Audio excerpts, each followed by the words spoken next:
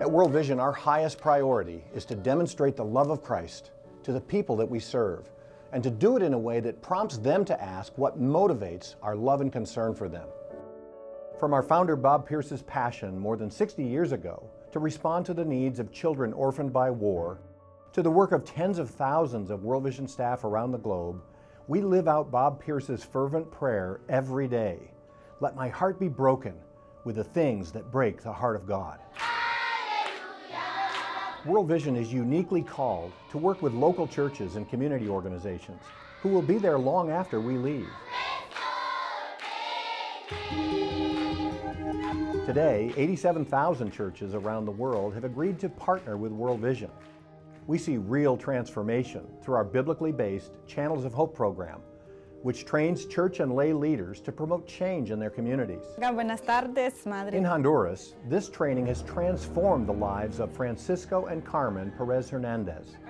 Carmen has become a spiritual role model in her church and a leader in her community. En primer lugar, First of all, thank the Lord, because He gives me the strength to do this. And also, thank World Vision, because of all the training. Only this is how I can support other ladies, and I do it with all my heart. con el corazón. Because of God's work in Francisco's life, his family and community are now wiser and better equipped for life's challenges.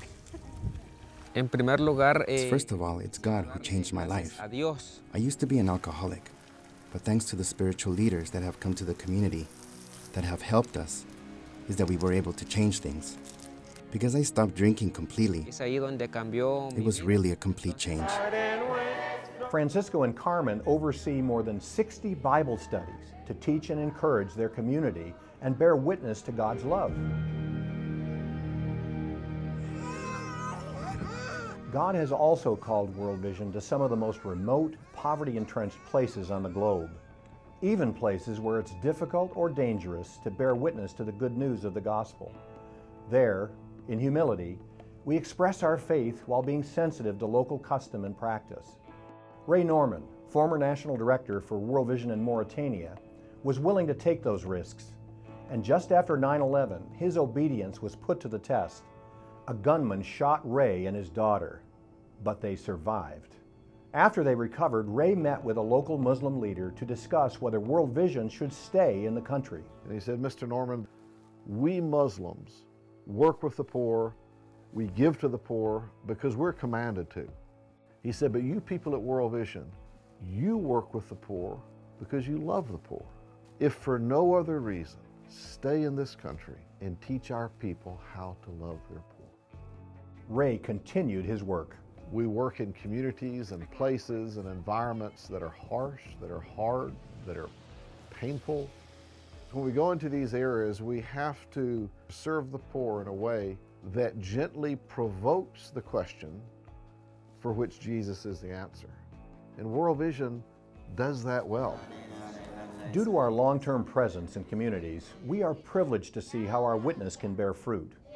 In a country in East Asia, World Vision provided Bibles in local languages and assisted in the training of pastors. The church experienced explosive growth as more people gained access to the Word of God. In Eastern Europe, World Vision partnered with churches to promote a youth Bible curriculum. Used even in the public schools, it helped rekindle Christianity and biblical values by teaching children about God's love. And in Rwanda, World Vision helped restore and strengthen the church after it was ravaged by genocide. World Vision led genocide survivors through a process of healing and forgiveness based on Scripture. Groups were formed, bringing together perpetrators and victims. This powerful peace-building program endures today as we stay to do the long, steady work of rebuilding communities. Jesus calls us to go to the broken places of our world, loving all people, caring for the poor, the widow, the orphan, and the stranger, and to go with the good news of the gospel. This is the journey that World Vision has been on for more than 60 years. And by the grace of God, we are changing the world. Will you please pray that God will bless our efforts? Pray that His kingdom will come and His will be done on earth as it is in heaven.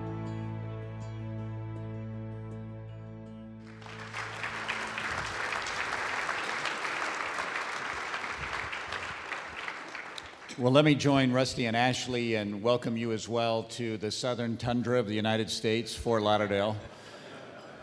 Some of you are saying, man, this is the coldest place I've ever been. Some of you are saying this feels like a spring day. So we got a great diversity here. We're so delighted you're here, and we want to welcome you warmly. I want to introduce the two folks that I'll have the great pleasure and honor of interviewing tonight. Greg Holder sits on my far left. Greg is the pastor of a multi-site campus called The Crossing. And if you knew where it's located, equidistant from about St. Louis is to Ferguson, it would give you a sense also of the great joy and impact of a ministry that he's got currently there. It's a diverse congregation. It's a congregation that's understanding more and more what does it mean to be the body of Christ? How do we operate as one? We're coming with so many different genders and so many different backgrounds and so many different personalities and so many different ethnicities. How do we work together as a community? And then how do we reach out to our community in love? And that is actually having such an impact that this is one of the reasons why we were so delighted that you could join us tonight. Advent Conspiracy, I won't ask for a show of hands, but many of you have used that around Christmas. The co-creator of the Advent Conspiracy, as well as also one of the contributors to a wonderful Bible translation called The Voice. And I know some of you have utilized that as well. He's got a book out that we're going to be talking about a little bit at the end of this, which, due to his graciousness, he's bringing on as a gift for all of us tonight, called The Genius of One, just produced. So I think, are they the first ones that are going to get a copy of it? I think it's been out for about 6 weeks now. 6 weeks. But you'll actually get a copy of it tonight, and it's our gift to you. But could you just join me in welcoming Greg Holder?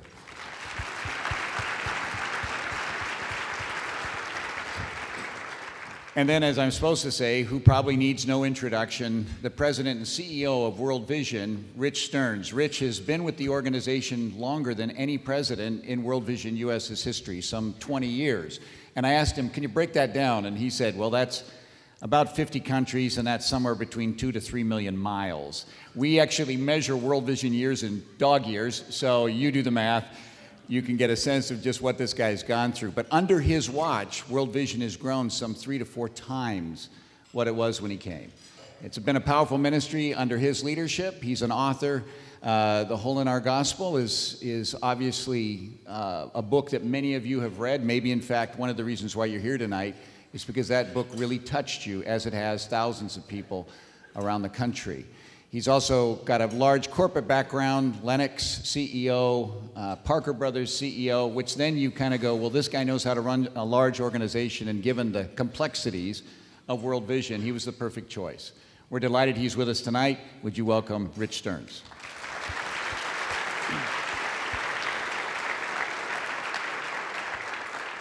Well, I'm going to throw out the first question. Rich, this last year and a half, you invited a COO, Edgar Sandoval, to come in and kind of help begin doing, kind of moving in many of the things that you were doing for those, 18 to 20 years, a lot of the administration issues within the organization. And then you said you wanted to use your margin to actually speak and breathe into the church. This is an incredibly biblically literate crowd, right? I mean, can we all kind of go there? Can you help us with the mission and vision of World Vision from a biblical perspective? Help us understand that. Yeah, sure, Stephen. First, let me add my warm welcome to all of you. We're just so humbled that you took time out of your busy calendar to be with us tonight and tomorrow. And we don't take it lightly, because we know that pastors have some of the hardest jobs in the world. You have to be everything from, the preacher, the teacher, the counselor, the CEO, the COO, the head of human resources, and the list goes on and on. And many of you, a husband or a wife, a mother and a father, you've got all those different roles and different hats that you wear. So we appreciate you. We know you have really hard jobs, and we're just grateful that you took time to be with us this week in Fort Lauderdale, the tundra here. I'm a little relieved at the first question, because I told Steve about my spring break 1972 in Fort Lauderdale, and no, I was not passing out leaflets for Campus Crusade at the time. But that's for another conversation. But the question, how does World Vision, how does our mission derive from the biblical story? And You know, I've taken 20 years really to kind of rebuild my faith through what I've seen and experienced at World Vision. And I just really believe at my deepest core that God intended His church to go into the world. Jesus commissioned His church to go into the world, to go to the hardest places and the farthest places in the world, to bring the good news. But not just to preach the good news, obviously the good news of salvation and forgiveness of sin and reconciliation with God, but He sent us into the world to set the world aright. He sent us to be rebuilders and repairers and reconcilers and redeemers. He sent us into every segment of society to be those redeemers and reconcilers, whether it's academia or the corporate world or the marketplace or government. He wanted His church to be omnipresent in the world, taking the values of the Christian faith and the good news of forgiveness of sins. You know, I often use the metaphor of our white blood cells, and if you know anything, I have a degree in neurobiology of all things, so if you need a quick brain surgery tonight, let me know. I'm in room 644, and $50, you know, is all I charge, but I don't guarantee the outcome. In fact, I did one on Steve a few years ago. You can judge for yourself. But I use the white blood cell metaphor because when our bodies have an infection or an injury, it is our white blood cells that rush to the site of the pain. They rush to the infection, they rush to the wound, and their job is to stop the bleeding, stop the infection, fight off the brokenness. And I love that metaphor because the Church of Jesus Christ is called to rush into the brokenness of our world with healing power, the healing power that only comes through Christ. And so we go to lift up the downtrodden, to stand with those who are oppressed, to feed the hungry, to give water to the thirsty, to welcome the stranger, because that's what the Church of Jesus Christ is called to do, both here in our own communities and around the world. And so that's really the big mission of World Vision, is not all that different from the mission of the Church of Jesus Christ. Greg, one of the things I noticed when we were having a meeting right before this, when we use the word parachurch and church, you got pretty animated. Help me understand how the church brings the hope of the world, and what is this relationship to the quote-unquote parachurch? Right. Well, animated in a good way. Good way. But I will animated say this. Good way. I will say this. Can I start like at 50,000 feet? On the worst night of his life, he's dismissed the betrayer. They're on their way someplace between the upper room and his prayer in the garden. We don't really know where, but he's crossing that Kidron Brook, if you've been in that part of Jerusalem. Someplace there, Jesus prays. It's not the prayer that he prays in the garden. It's that other prayer that you find in John 17. And what does he pray? Well, he prays for himself first, then he prays for his disciples, and then he prays for us. You guys know you know the text. For those who will come to believe because of these fellas' testimony. Well, that's us. And what does he pray? To me, that is the motivation. That's why I'm sitting right here. That is the answer to the question. He doesn't pray, Father, may they be cool, Father, may they be wealthy, Father, may they be popular or bright or win all the theological arguments. When time is ticking and he knows he's about to be arrested, Jesus prays, Father, may they be one, as you and I are one. So that means we reflect that kind of Trinitarian love, if you want to get into deep water, so that the world may know that you sent me. So, Steve, I doubt seriously that there's anyone here who wouldn't immediately say, yes, we are called to enter into this, we are called to do this, we are called to push back darkness and to help people. But the truth is, it all falls apart if we don't figure out how to do this together as one. So when your medical metaphor, I mean, you and I talked about this earlier, that's what Paul talks about. I mean, we are one body.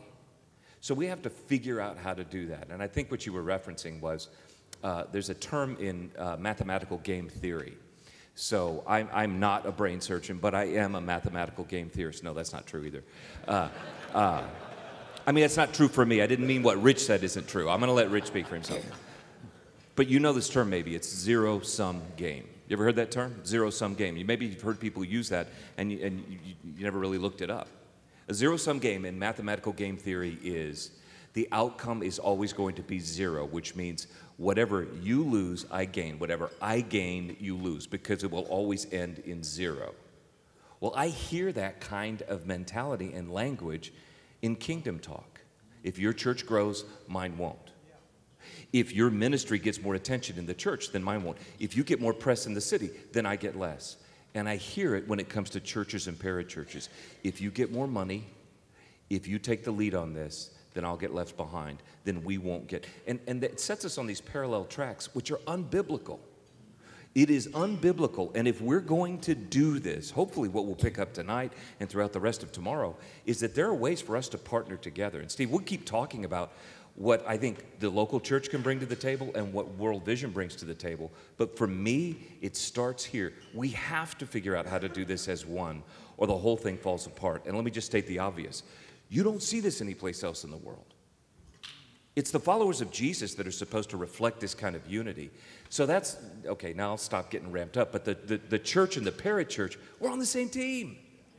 And our language and our dollars and our prayers and our efforts ought to reflect that. God, so good. Rich, you, in talking about what World Vision does, you've often used the words, it is rocket science. Unpack that.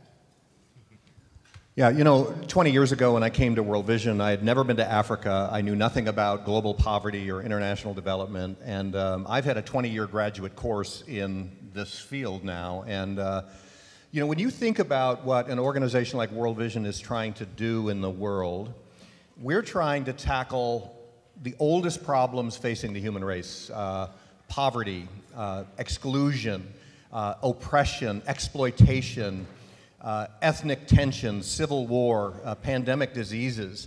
You know, these are the types of situations that we enter into when we go out there like the white blood cells to enter into the world's brokenness. And if these problems were simple to solve, they would have been solved centuries ago by the human race.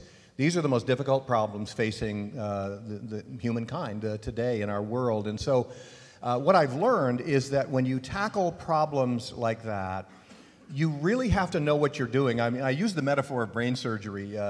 You know, you wouldn't go to an amateur. Hopefully nobody shows up at my room tonight looking for brain surgery. That would be pretty sad, by the way. If you do show up, you probably need brain surgery, you know. But you wouldn't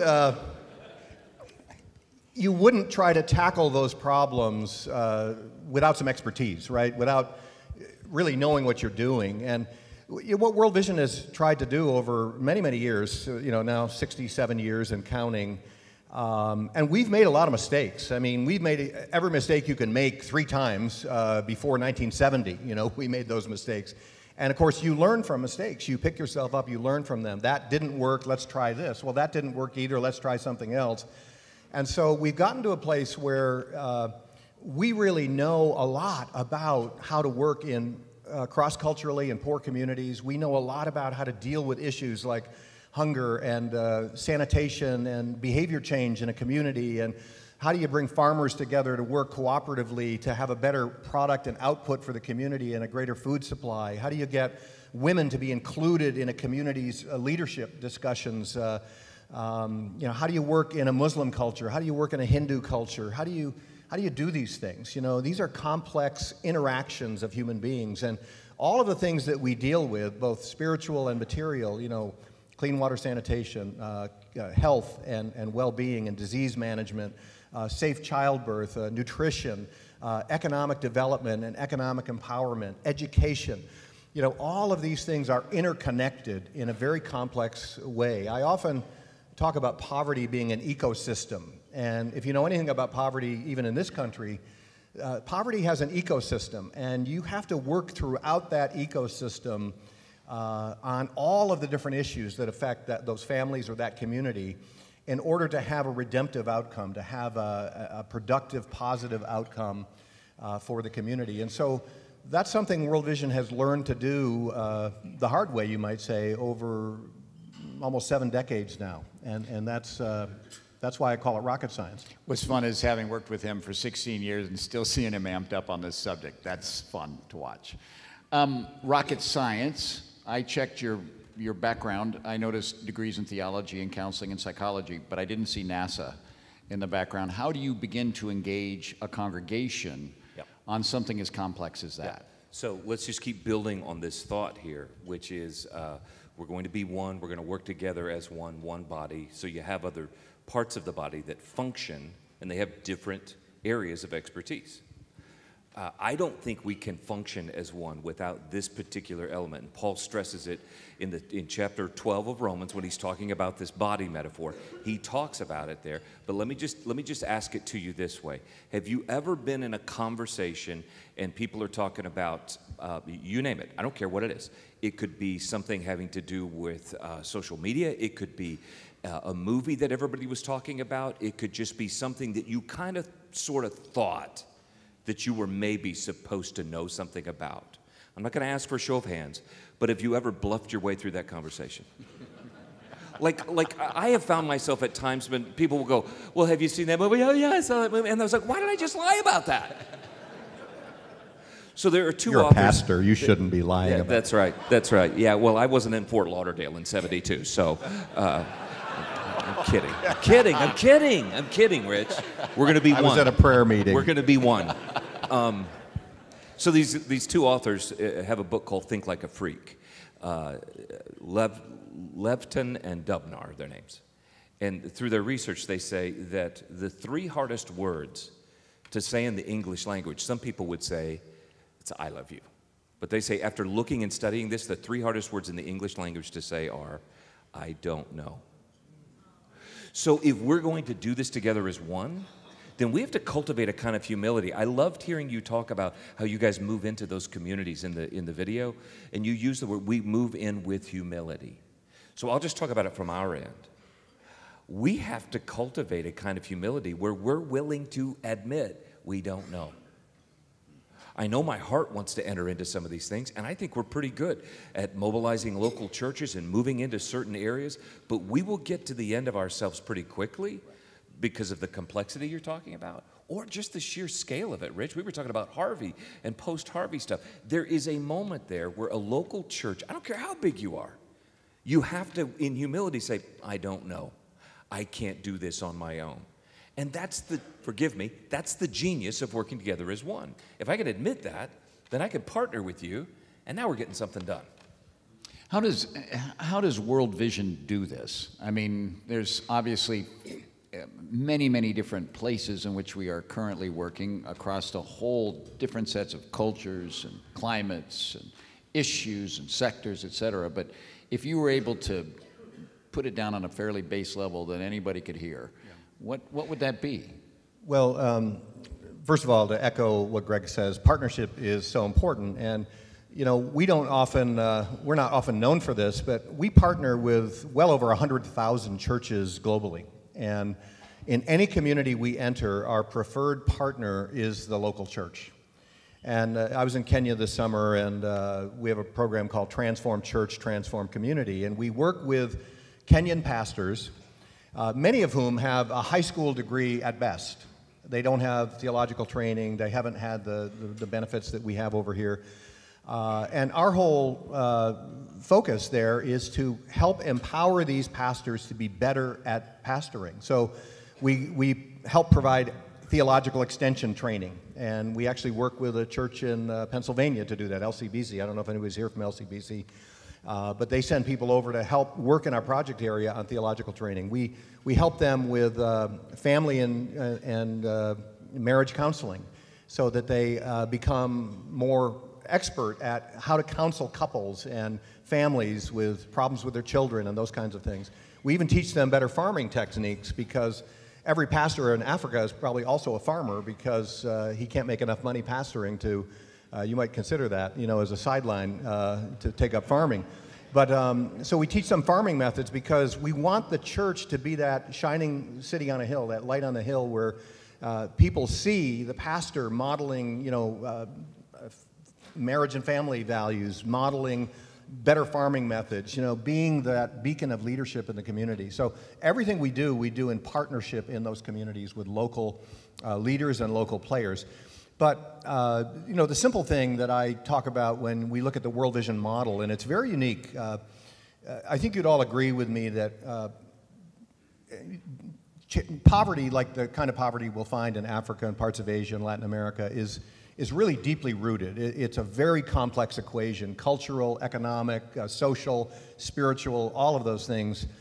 And so I use the metaphor of a jigsaw puzzle. It's a jigsaw puzzle with a number of pieces, and there's a piece called clean water and sanitation, a piece called health, microfinance, education, gender, cultural issues in the community. There's a spiritual piece, child protection. I could go on and on. There are all of these pieces to the puzzle, and they're all interconnected.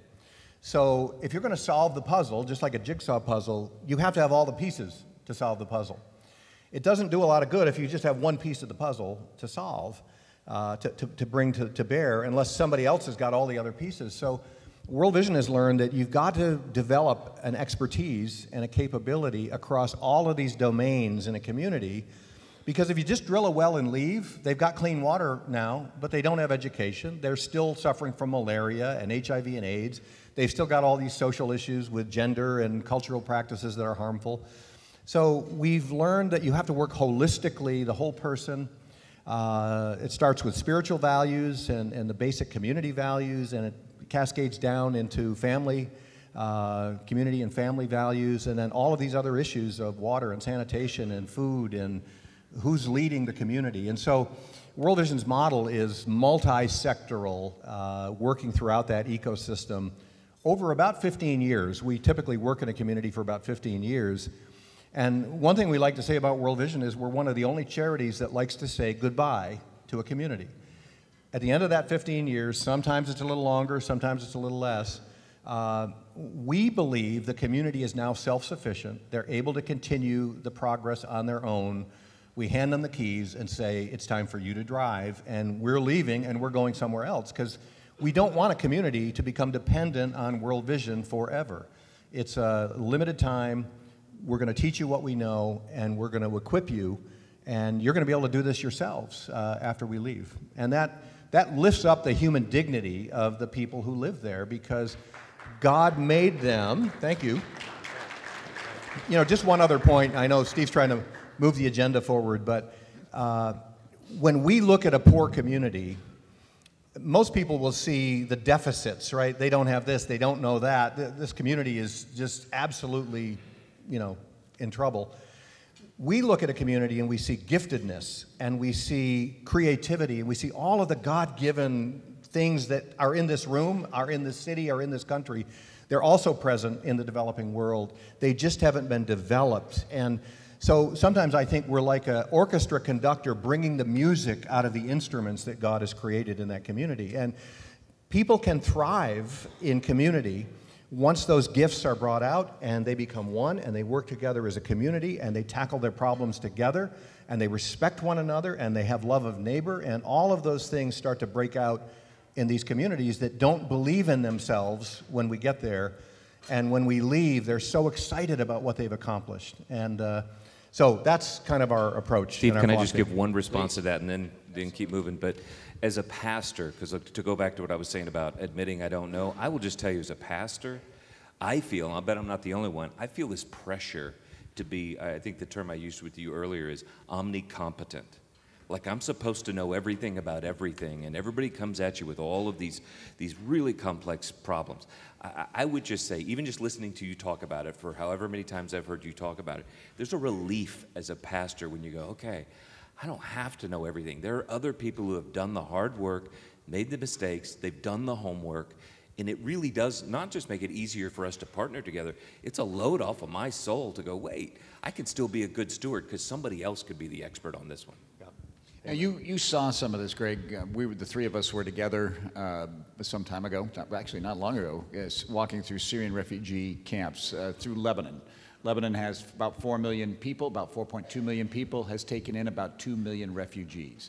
So just give you a sense of just how crazy making that is. If that was the United States, that's 2 Mexicos and 4 Canadas coming into our country in the next 5 or 6 years. So we had a chance to walk through and sit in some of the tents of some of these people. How did you see some of this modeling working? I mean, you saw some of the churches we're partnering with. What were your impressions of that? Well, again, I would just go back to where Rich started at the beginning. We've been sent into the world. So Jesus says in the Gospel of John, as the Father sent me, I'm sending you, which makes our ministry, you already know this, incarnational.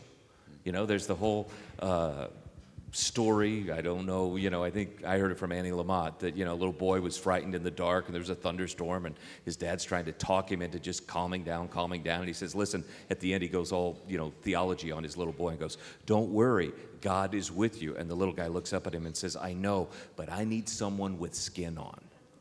And there is this tangible flesh and blood incarnational thing that we all need. So we're all doing that, and you're doing that, and you're moving into your communities and families, and it's amazing. You're even doing things around the world. But what I saw in Lebanon was a chance for my brothers and sisters in Christ that I get to partner with to be flesh and blood, tangible, somebody with skin on. They got to be Jesus in skin to these people, whether it was in the local churches in Beirut or whether it was in those camps on the Syrian border. And you walk through those camps, and it's not just that you need water or you need sanitation or you need any number of the other things you guys are providing. I saw World Vision people walking through those camps in a tangible way and communicating, you're not alone, we're not leaving you alone here, we're gonna walk with you through this. That's incarnational. See, that was the main thing I walked away with. And by the way, most of us can't get to those hot zones very often. Most of us shouldn't go to those hot zones. But that's what I walked away with, was there are people who are going to go into that chaos and represent Jesus. Well, I want to be a part of that. Yeah. Some of you were in locations this fall in which the sign that I saw prominently displayed that said Chicken Little was right. Just due to the number of natural disasters that were happening in our own country. And so I would be very curious. I know that as a board directive some time ago before Katrina, that World Vision did not, in fact, apply themselves to domestic relief in light of the fact there's FEMA and these other organizations that are very well tied in. And then we started getting phone calls from pastors saying, I partnered with you overseas, now my church is flooded, my people are scattered. Can you come and help me like you would help in another country with a humanitarian disaster? And we actually reversed the decision on that. And so we are doing domestic relief. Can you just help kind of give us an understanding of what took place this fall? And I know, Greg, that your church was also engaged. I'd love to hear kind of some of the things that you saw as well. Sure, Steve. And you know, World Vision is often called a relief and development organization. You've heard that phrase used for other organizations too, but we've been talking so far tonight about the development piece, which I call the hard work in the hard places over the long haul, helping communities stand on their own 2 feet and teaching communities and investing in communities so that they can become self-sufficient and prosper in their own right. Emergency relief it's like the emergency room of the world. It's when a crisis hits, usually very suddenly, and it's devastating to people that live in that place. And in a typical year now, World Vision responds to over 100 emergency disaster situations somewhere in the world. It's unusual for us to be hit with such major disasters in the United States. But this year, we had our share. I mean, Houston, Florida, Puerto Rico, the fires in California, and other parts of the country. It's been a devastating year for the United States in terms of natural disasters that have hit. And when Harvey hit Houston, one thing we've learned, our model in the United States is that we support local churches, because one thing we've learned is that everybody rushes in to Houston from a Hurricane Harvey. FEMA's there, the Red Cross is there, local, state, federal government, the National Guard, you know, first responders, fire, medical, EMTs. They all rush in, and nobody's looking at the church. But the churches are the first responders. They're there before FEMA. They're there before the National Guard. They're there almost before anybody, because they're in the communities. And so they don't get funding, they don't get support from the government, they don't get anything. They're kind of on their own. And so World Vision has decided that our swim lane in these disasters is we're going to be the ones that support the local church. We're going to be the supply line for local churches in the community. And so So we went into Houston, and we immediately started contacting churches. Some of them were in the Willow Creek Network, where we partner. We contacted some Latino churches in the area, and we basically said, we want to help you because you know the communities, you have the volunteers, you know the people. This is your town, and we want to help you do the things that you naturally want to do right now, but you may not have all of the equipment you need and the things you need to do it. And so we shipped, I think, by the end of October, we had shipped in 75 18-wheeler loads full of every imaginable supply, building supplies, sleeping bags, cribs, diapers, you name it. We shipped it in to Houston, and then we did something similar in Florida. And we've also been working in Puerto Rico with local Puerto Rican churches through the NALEC organization, National Association of Latino Evangelical Churches. We partnered with them to open up some church contacts in Puerto Rico. But our whole goal was, let's empower the church to be the church in their own hometown. Now, the power of this whole unity message actually struck home for you, Greg. What did you see? Your church actually participated in some of the reclamation and because of some relational connects that we have with some folks, a dear friend Chris C. at Ecclesia in Houston, and some work that we've done together. Anthony, one of our pastors, we had trucks that were there at the city limits of Houston, because right after Harvey, the city limits were closed. You weren't allowed in. So when you talk about the church moving in first, you guys were sitting at the city limits waiting for people to open those roads so that you could move in with stuff. So that's a part of us trying to do what we do. But it's right back to this, Rich. We can't handle the scale or the logistics of what's going on. But what made me laugh out loud was in the coming days and weeks to kind of figure this out, and then even being down there with Chris, is we're working with this church locally. And then he goes, hey, do you know Rich Stearns? And I'm like, well, as a matter of fact, I do. And he goes, well, let me tell you what World Vision is doing. And so there was like this, I didn't even realize we were partnering with you, Rich, until we got down there and saw this. But I just want to, as a pastor, I know there was a smattering of applause, and I'm not asking you to applaud. Let me just do this.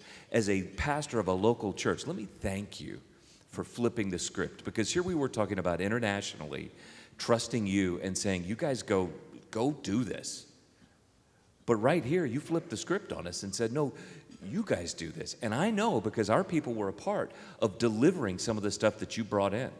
And so it's the local church that actually gets to be the hero, if I could use that term. The local church is the one that gets to say, hey, you don't know us yet, but here it is. Here's a wet vac that you need to get your basement dry again. And people are like, well, who are you? Well, we're just a church, and here it is. That doesn't happen without this partnership. So I just wanted to thank you for that. Well, thank you. And back to this body of Christ. Yeah, now they're applauding. So back to Greg's body of Christ metaphor, which I think he stole from the Apostle Paul. But he gets a footnote. You know, what we have, let's take Houston. What we had is we have relationships with about 300 U.S. corporations. Costco is one of them. Costco gives us all kinds of stuff from their stores that they haven't sold or it's obsolete or whatever. Everything from patio furniture to sectional couches to plumbing fixtures and supplies and things like that. And we have a supply chain, right? We have 6 or 7 warehouses in the United States. We've got relationships with 300 corporations. We've got phone reps that are raising resources from these corporations. And we deployed this all over the world. You know, we ship these things all over the world. And so we had something that the rest of the body needed, right? The body of Christ in Houston didn't have all of that logistical stuff. And so we could provide that. We could be the back end, the supply chain. And as you and I discovered, his friend Chris Say at Ecclesia Church, they just happened to have a 50,000 square foot warehouse that was sitting vacant that the church owned. Don't even ask why they bought a 50,000, but that's another story. Right. And he said, do you have a warehouse in Houston? And we said, no, we don't. We have one in Dallas. And he said, take ours for the next 5 years. It's empty. And so October 1st, we opened up a brand new warehouse in Houston within Ecclesia Church's building. And we've got staff and employees there. And now local churches, instead of unloading an 18-wheeler in their parking lot, which has logistical problems, they can send smaller trucks to the warehouse, pick up what they need, only what they need, and then go back out into the community and use that stuff. So it's a beautiful example of joining hands with the local church. Greg, you've talked a lot about evangelism as being the heart of the church. Help us understand the dovetailing of that with compassion and justice. How do those things go together here? Well, when I think it's in 1 John when we're told that it's really just not about word, but it's about deed. We're not just to love in word, but we're to love in deed. Then, you know, we got to put some action to this. And we're in a world where there's a lot of words flying around.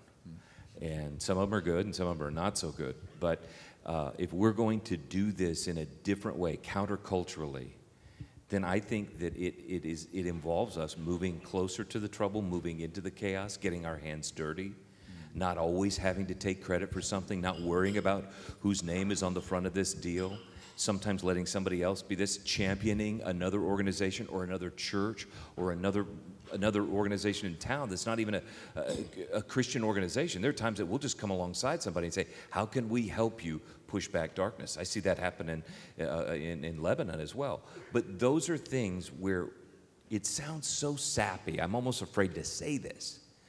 But that's where people actually begin to see love lived out.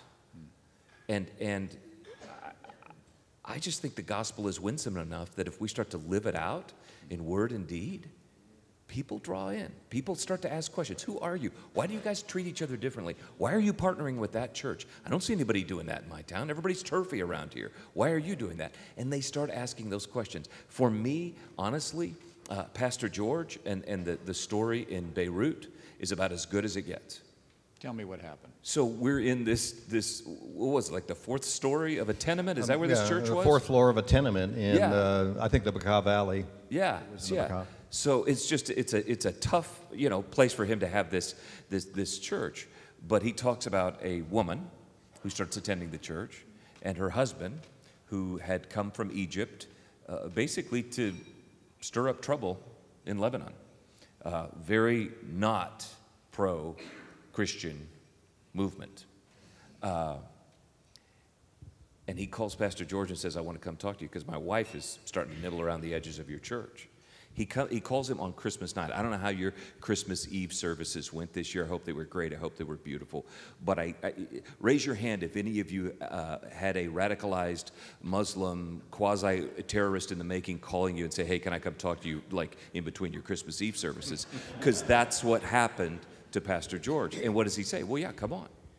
And so they start this conversation. I won't give you the whole thing, but the truth is he starts stepping into a kind of community with him. And he kept saying this to us over and over. We're looking at the man now. And he says, I kept telling you, I'm not doing this because I love Jesus. I'm doing this because I love you. I'm not doing this because I love Jesus. I'm doing this because I love you. Pastor George just kept loving this man and serving him. But along the way, the punchline, if it's a pastor, there's a great punchline. He not only accepts Christ, but now he himself is a pastor in Lebanon. So it's just like one of these mind-blowing things where you see this happen. But here's the punchline. It wasn't because of an apologetics discussion. It wasn't because of, here, read this book. It wasn't because of some amazing sermon. I'm coming back, not because I love Jesus, but because I love you. That's what he kept saying over and over. Eventually, he turned the corner. Well, that is evangelism. Yeah. And we get to do that one-on-one, but we get to do that at a macro level with organizations like World Vision. And that, to me, is how it dovetails together. Because now we're really living it out, and the Spirit of God does what only He can do. And I think it's extraordinarily winsome when you operate that way. And just to build on that Pastor George story, this was a couple of years ago, and he said every Sunday they have, did he say 300 Muslims coming to his church every Sunday? 300 Muslim refugees. And I said, if we tell people this back in the United States, nobody will believe it. Nobody would believe that 300 Muslims would come to your tenement church on the fourth floor of a building in the Bekaa Valley. And I said, how do you explain it? And he had earlier said to us, look, we go into the streets and we see the refugees and we say, you are welcome here. How can we help you? And he said, these are the most unloved, unwelcome, unwanted people in the world. Nobody wants these people. Lebanon doesn't want them. And so for someone to come to them and say, we care about you, we care about your families, can we buy you a bag of diapers for your little one? Can we can we get you a little food to get you through the week? And he said, we invite them to come to our church. We say, come to our church. We meet here in this building on Sunday. We pray, we sing, we have fellowship, we share a meal. You're welcome here. And now he has 300 Muslims coming to his church every Sunday. And I say, so George, what is your secret? What is your secret? And he said, he smiled and he said, the secret is love. We just love them and they come. We love them and they come. And so that kind of segues into kind of World Vision's approach to evangelism. And you know, I'm a big believer in the Great Commission, right? God sent us into the world to make disciples in all nations. And World Vision takes that very seriously. But he also gave us the Great Commandment to love our neighbors as ourselves. And if you go out with the Great Commission, but not with love for your neighbor, the Great Commission is impotent. It's not as powerful. Words alone are not as powerful as words and lives and deeds. And if you go out with a great commandment only and you just love people, but you never share the hope that's within you, that lacks power too. I would say that's not even loving. It's not even loving them because you're withholding the cure for what they have, you know, the disease they have. And so, but when you put those two together, I mean, Jesus was a brilliant strategist. The Great Commandment and the Great Commission. I like to say it this way, the Great Commandment catalyzes, accelerates the Great Commission. Because it provokes the question, you know, Ray Norman said it on the video, it provokes the question to which the answer is Jesus. Why are you here? Why do you love us? I mean, I heard a Muslim woman say, I became a Christian when I came here, and a different pastor, Pastor Ibrahim, said, I became a Christian because of the love I felt from this church and this congregation. She said, I called my sister back in Syria. I was fearful to tell her. I said, sister, I've become a Christian. And she explained why. She said, I thought my sister would disown me. And my sister said, good for you, sister. What has Islam ever done for us? And you see, this war in the Middle East is between Sunni and Shia. It's been caused by religion, basically. Religion mixed with politics, and it's caused this terrible civil war in Syria and the Middle East. And so these desperate people who have fled from Syria, 12 million of them now have fled, either internally or left the country. They're hungry for a different way, a new idea, a different way of living, a different way of thinking. And it's just a tremendous opportunity for the church to, and the indigenous church is rising to that occasion. But just a few other things about sharing the gospel. Our mission statement has this sentence within it, that we will witness to Jesus Christ through life, word, deed, and sign to encourage people to respond to the gospel. That's right in our mission. It was written like 30 or 40 years ago, and it's part of our DNA. It's part of what we do. But our evangelism often looks different. We don't hold rallies and call people forward to fill out a bingo card or make a commitment to Christ. It's not Billy Graham style. It's not Four Spiritual Laws style. It's very contextualized to the country and the place that we work. And you know, I've written about this, that I think of evangelism like a harvest. And you know, Jesus talked about the fields are white for harvest.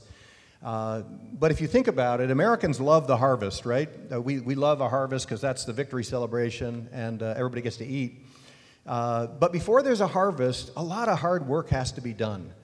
The land has to be cleared. The trees have to be cut down. The stumps have to be pulled out of the ground. The boulders have to be rolled to the edge of the field. And then the hard ground has got to be broken up so that the seeds can be planted. And then those seeds have to be watered and cultivated and nurtured. And if all of that hard work is done well, and God brings the right weather, there's a great harvest at the end. And a lot of the work that World Vision does is pulling stumps and clearing trees and pulling boulders out of the ground. You know, some of the early missionaries to Africa never saw one convert in their entire lives. They died without seeing a convert. But today there are more Christians in Africa than Europe and America combined. And so the harvest is sometimes a long haul. That story of my friend Ray Norman, who he and his 10-year-old daughter were shot that day in Mauritania. They were planting seeds and clearing the land in Mauritania, in Islamic Republic, with their own blood, you know, in that soil. And we saw part of the harvest when the imam said, please stay in our country, please stay and teach our people how to love the poor, because there's something different about you Christians. There's something different. And so World Vision is in Mauritania still today. And in one last story, in Mongolia, in 1989, it's estimated there were 4 Christians in Mongolia. Today there are 650 churches in Mongolia.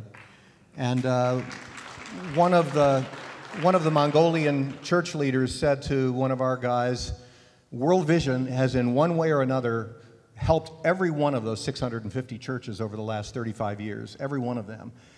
We've invested in theological education in Mongolia. We've underwritten some Christian radio stations in Mongolia. And we've done our humanitarian work all throughout the country of Mongolia, working with the poorest people there. And there's like a renaissance and a revival going on in this little country of Outer Mongolia, nestled between China and Russia, you know, at the roof of the world. And it's because of that faithful, you know, stump pulling and seed planting that we try to do around the world. So it's part of our DNA, it's part of who we are, and we do it differently everywhere we work. Hey, Steve, could I just say one thing? Because I don't think I answered your question as well as I could have, and I'm just going to say this. I talked about how evangelism, how this works internationally.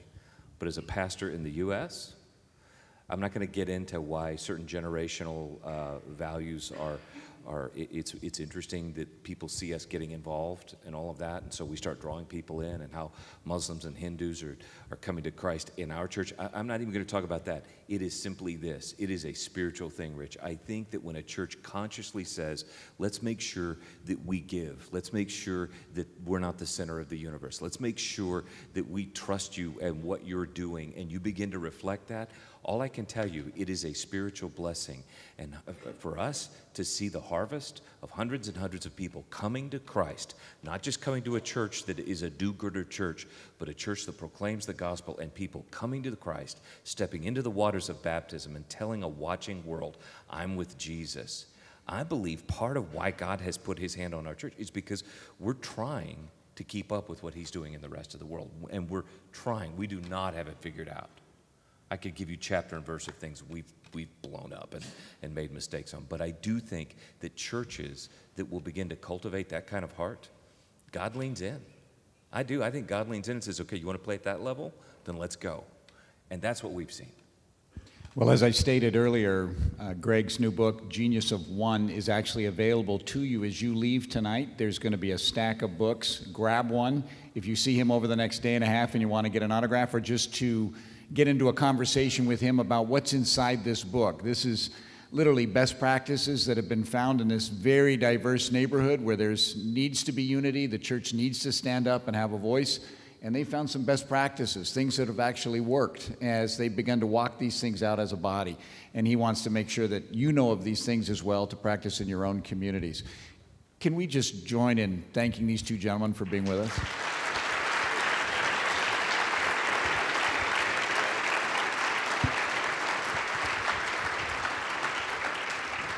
And now to illustrate some of what you just heard, let's watch the video screens. Well, World Vision is an agency. It happens to be that we're a Christian agency, but we serve everyone. We're not out just to serve a particular sect. We want to be in the world what we think Jesus Christ would be if he were here in the middle of all these problems and needs.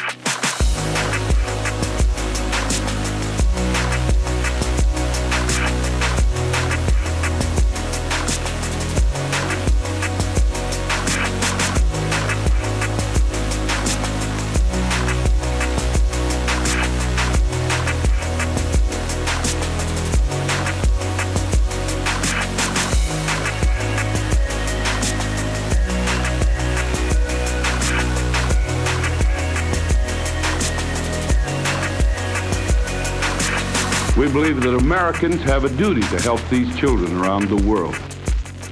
And then also we believe that because we have so much, we ought to share with those who have so little. Because American hearts are generous, and Christians throughout America, and for that matter, people of all faiths, do care about these needs. We're trying to get ready for it now.